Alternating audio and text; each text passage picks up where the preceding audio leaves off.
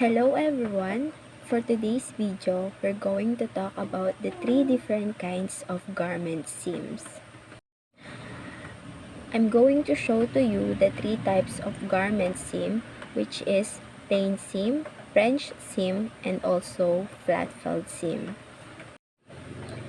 These seams are basically what happens to the seam allowance on the inside of your garment. Just a reminder, for this demonstration, instead of using fabric, we're going to use paper for our garment seams.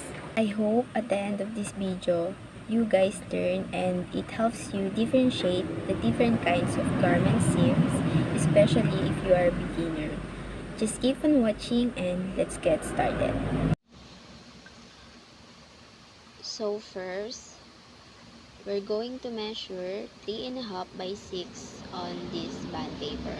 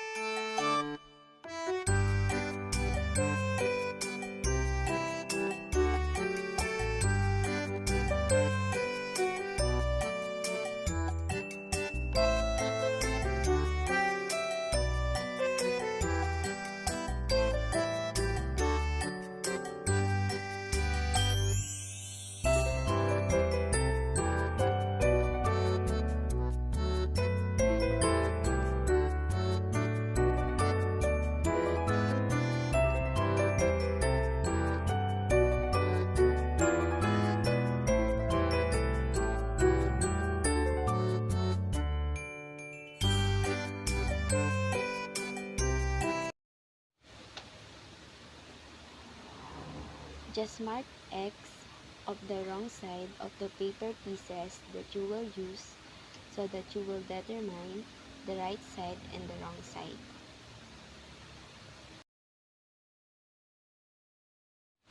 Next step is you will press each of the paper pieces that you will use for these seam finishes.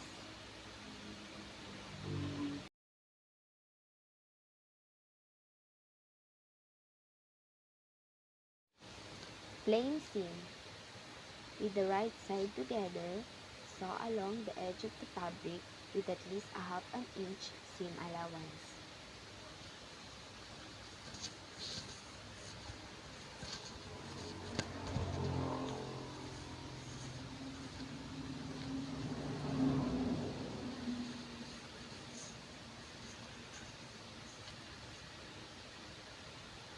Press the seam flat.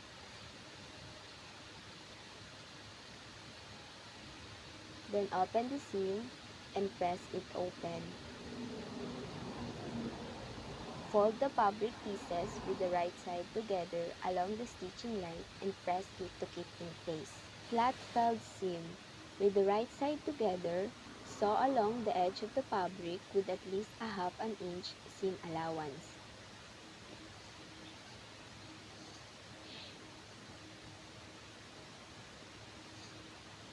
Trim one of the seam allowance at about 1/18 of an inch from the stitching line.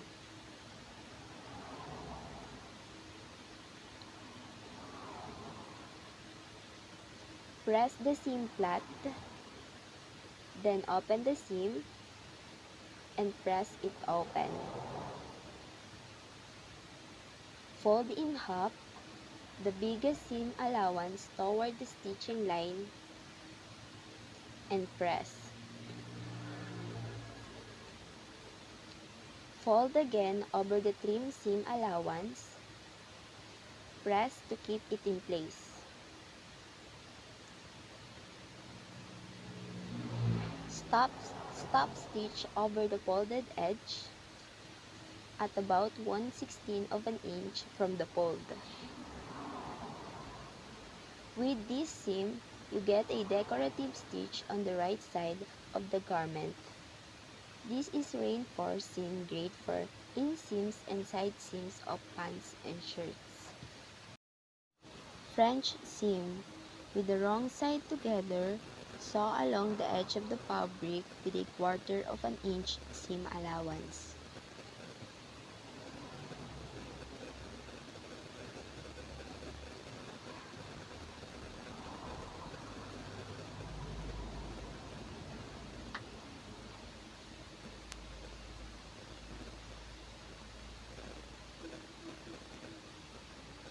Press both seam towards one side.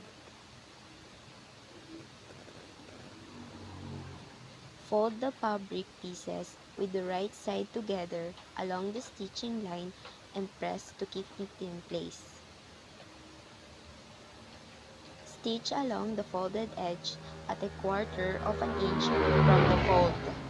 Make sure you are enclosing every row edge.